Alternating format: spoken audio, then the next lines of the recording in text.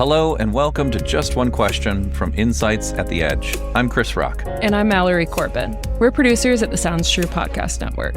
We work with Tami on Insights at the Edge to bring you transformational ideas from wisdom teachers around the world. And every week on this show, we pull out some of the most inspiring, most transformational ideas from those hundreds of conversations, and we bring them to you in the form of one question and one answer. Thus the name, Just One Question. We hope you enjoy.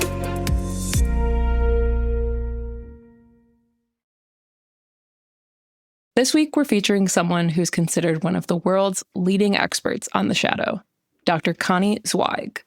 In fact, her episode is called Meeting One of the World's Leading Experts on the Shadow. Yeah, very nice. Very on the nose. Yeah, it's because her and Tami are actually meeting for the first time during this interview. Oh, interesting. She's a retired Jungian therapist and the author of several groundbreaking books, including Meeting the Shadow and Romancing the Shadow, that have recently been republished. Her work is so timely right now. There's been this real resurgence of interest in the shadow. The term shadow work was actually recently trending on TikTok, which Connie explained was a major motivator for republishing these works for a new generation. I'm still learning about this whole concept of shadow work, but it makes total sense. Like the idea there are these hidden parts of us, and those can influence what we do and how we feel, and we should really be aware of them. I just think that that's super helpful. Totally. And in this segment, Connie is answering a question that I think a lot of people ask when they pick up her book, Romancing the Shadow, which is, what does it mean to romance the shadow? This is Just One Question with Connie Zweig.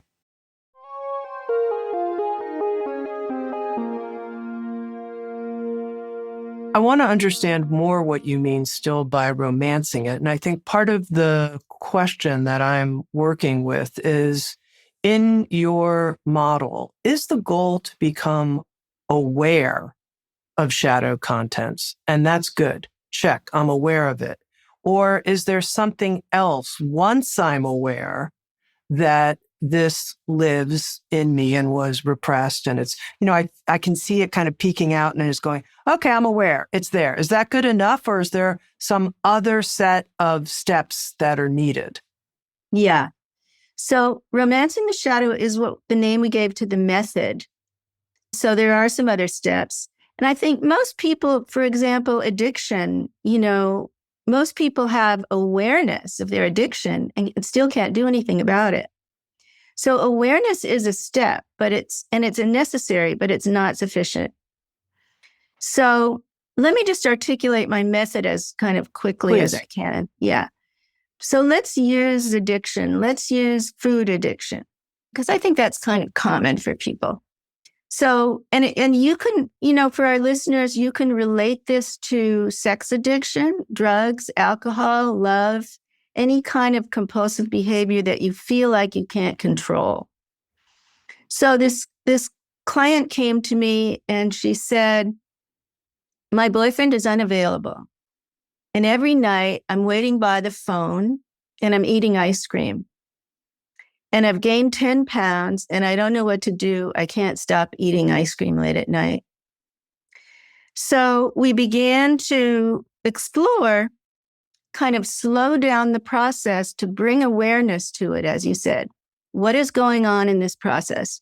So I said to her, there are 3 cues I want you to look for. What are you saying to yourself? What are you feeling? And what are you sensing in your body just before you go for the ice cream? So this takes some time. It takes some self-reflection. You have to kind of slow down opening that fridge. And then she said, I'm saying to myself, if only I eat, I can wait for him to call. And she was feeling sad and empty. And her body was getting tight around her shoulders and her neck, and her belly felt empty. So now she had 3 cues that this particular shadow character, I call it a shadow character. We can't work with the entire personal shadow at once, right?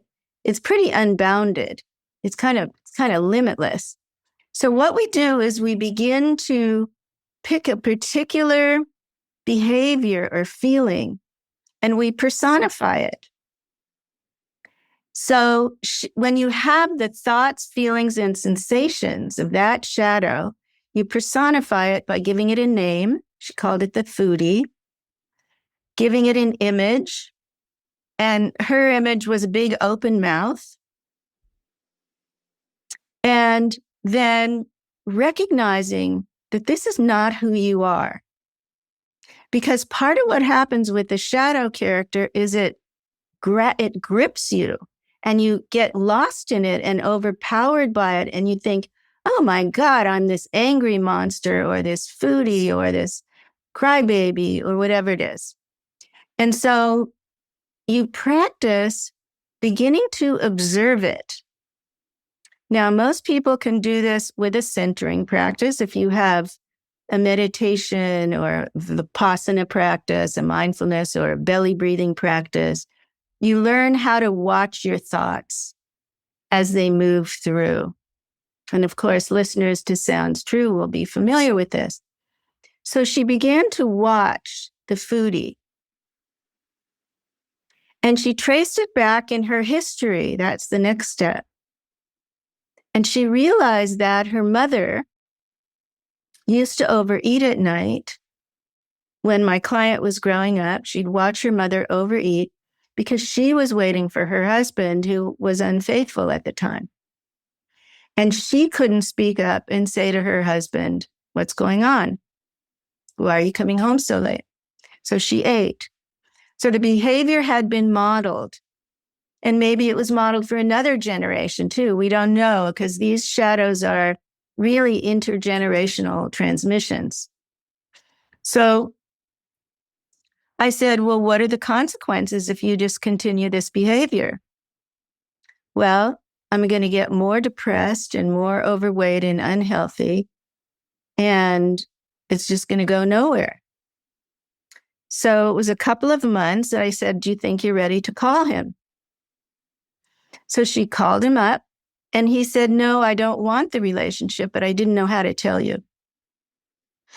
So she spent a few days really devastated and upset, and disappointed. And then she called me and she said, you know, this is such a relief because I know the truth and I don't have to allow the foodie to take over anymore. I can move on now. So each of these shadow characters has the same thoughts, the same feelings, the same physical sensations, and that's how you can identify them. You give it a name, you give it an image, and then you romance it, meaning you make a conscious relationship to it when it emerges from the unconscious. Some people paint it and draw it. Some people write letters to it or from it. You dialogue with it. And it's so interesting because it expands your self-knowledge. You can uncover these secret hidden parts of yourself. And each one of them has valid hidden needs. And if you can discover, let's say, the valid need of the foodie, what was that? It was for her to be able to speak her truth. She wasn't able to risk rejection, as her mother wasn't, by asking the question directly. And so she was indirectly stuffing her feelings with the ice cream. But that's a valid need that's hidden in that addictive behavior. And every single shadow character has that. There was a New Year's where I was sitting with friends. I think there were 6 of us, and we were in a circle talking about our year. And I said to them, I'd like to know how you experienced me.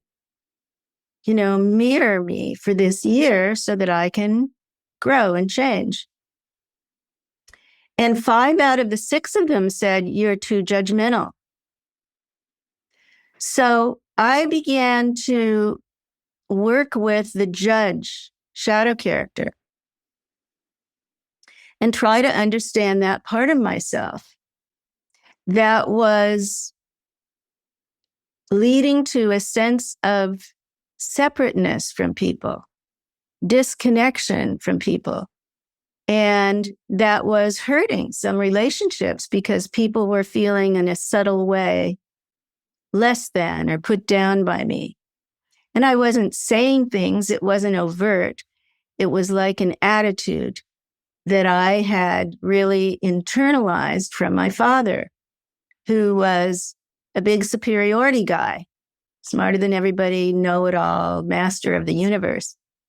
And and sexist, definitely, master over the 3 women in the house. And so I was shocked to hear that. But it became a really rich exploration for me. And what I saw was these layers of the judge.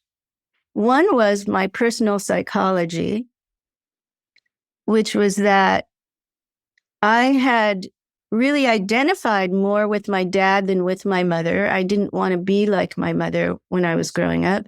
She was depressed and she was a housewife.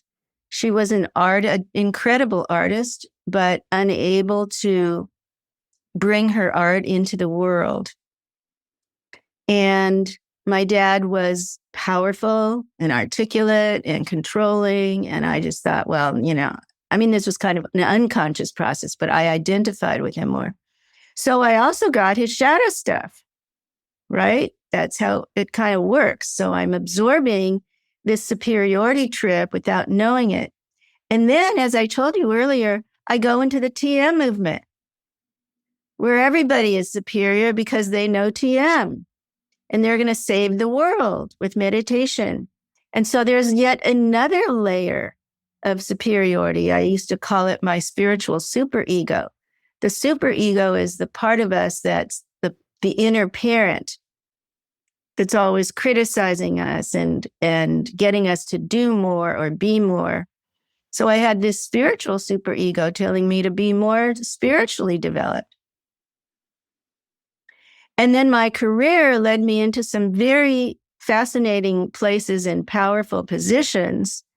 And that added to the sense of accomplishment and success.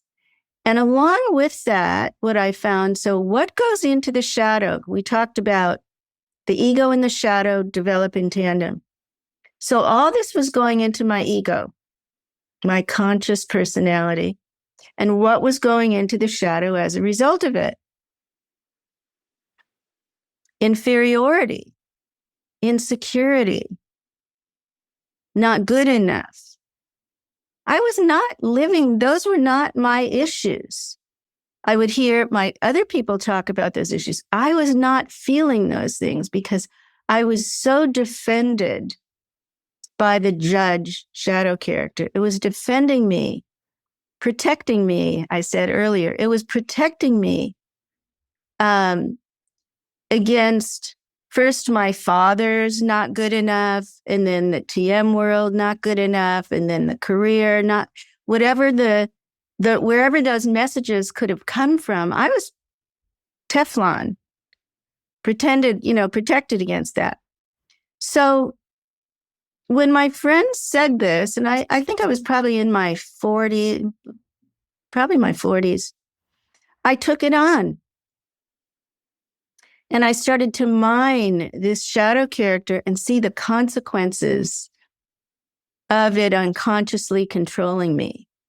And one of the painful consequences was that I stayed single for a very long time because I was unknowingly judging all these potential partners.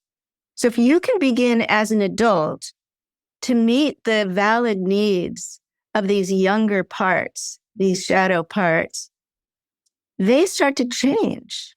They start to lose their grasp and lose their control over you. And that's kind of the bigger picture of what I mean by romancing the shadow. This has been Just One Question. You can listen to the full episode of Insights at the Edge that this conversation was taken from on your preferred podcast platform or at SoundsTrue.com. Thank you for joining us, and we'll see you next week.